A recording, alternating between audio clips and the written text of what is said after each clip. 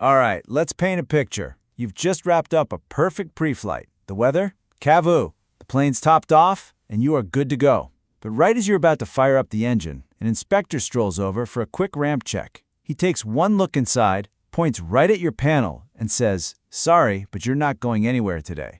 And the reason?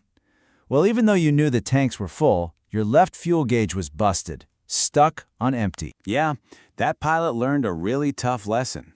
See, knowing your plane is full of gas is only half the story.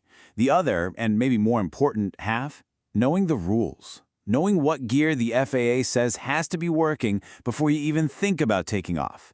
Because being legal to fly, it's not just about what you've got, it's about what works. So, to make sure that never ever happens to you, let's get into it. We're going to break down exactly what you need for a legal day VFR flight according to the good old FARs. Okay, the best way to remember all this stuff is with a simple memory aid. You've probably heard a few, but the one we're going to use today is Goose a Cat. It covers pretty much everything you need, but there's one critical instrument it leaves out, and I'll make sure to point that out later. So you ready? Let's go through it. First up, G is for gas gauges. And yeah, that S at the end is super important. The reg is crystal clear. You need a working gauge for every single tank. In the air, that's your one and only legal way to keep an eye on your fuel. So here's a question I get all the time. You've dipped the tanks, you know you've got the fuel, but one of the gauges is on the fritz. Can you still go? The answer is a hard, unequivocal no. Dipping the tanks is smart, it's good airmanship, but it doesn't satisfy the legal requirement. The gauge itself has to work. End of story. All right. The two O's in Goose stand for the engine's vital signs: oil temperature and oil pressure. You can think of it like this. One's the engine's temperature, the other is its blood pressure. If either of those isn't happy, you've got a serious problem on your hands. That's why they're both required. Next up, S is for seat belts. This seems like a no-brainer, right? But the regs are specific. You need an approved safety belt for every single person on board. And hey, if the plane has shoulder harnesses, you have to use them. It's not optional. The E stands for your Emergency Locator Transmitter, the ELT. This thing is like your silent wingman. It's a beacon that hopefully you'll never need. But if things go wrong, it automatically starts screaming for help. It's so critical, it even has its own special rule in the FARs. Okay, we're through the Goose. Now for the ACAT. The first A here is for anti-collision lights. You know, the bright flashing strobes or the red rotating beacon. If your plane was built after March of '96, these have got to be working. C is for compass. That's right, the good old magnetic compass. Even in our world of fancy glass panels and GPS everything, the law says you still need this classic piece of gear. Why? Because it needs no power, no satellites. It just points north. It's your ultimate backup. The next A is for altimeter.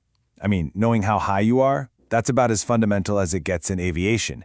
You need it for terrain, for airspace, for everything.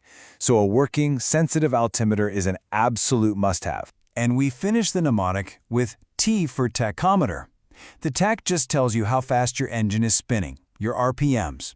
It's what you use to set power, check on the engine's health, and you need one for every single engine you've got. So there you have it, Goose a Cat. But you know, what's almost as important is knowing what's not on that list. This is a spot where a lot of people, especially students, get mixed up. Okay, let's break this down. Over on the right, you see some familiar faces. The attitude indicator, the turn coordinator, the VSI. Super useful, right? But believe it or not, none of them are legally required for a day VFR flight. Now, look at the left. You see the altimeter and compass we just talked about, and then there's the airspeed indicator. Aha! This is the one I told you about, the one that Goose a Cat forgets. Airspeed is absolutely 100% required. So your real memory aid should be Goose a Cat plus airspeed. Never, ever forget that one. So what happens if something that's not on our required list is broken? Let's say your VSI dies. Are you stuck on the ground? Well, not necessarily. There's actually a legal path for flying with some inoperative gear. Here's the three-step process you have to follow. First, you got to double-check that the broken item isn't required by the regs, by the plane's own equipment list, or by a safety directive. If you confirm it's not essential, step 2 is to deactivate it. You know, pull the circuit breaker, that kind of thing. And finally, step 3, you have to placard it. Just stick a label on it that clearly says inoperative. You do those 3 things, and you're good to go. All right, time for the final drill. Let's lock this knowledge in. You ready? Say it with me. It's Goose-a-cat plus airspeed. That's the whole key right there. Let's run it down one more time, quick fire. Gas gauges, oil temp and pressure, seat belts, ELT, anti-collision light, compass, altimeter, and tachometer. And what's the one we add at the end? That's right, the airspeed indicator. Get that list burned into your pre-flight flow, and you'll never get caught out on the ramp. Thanks for tuning in to The Deep Dive. Fly safe, and we'll see you next Wednesday, same frequency, same time.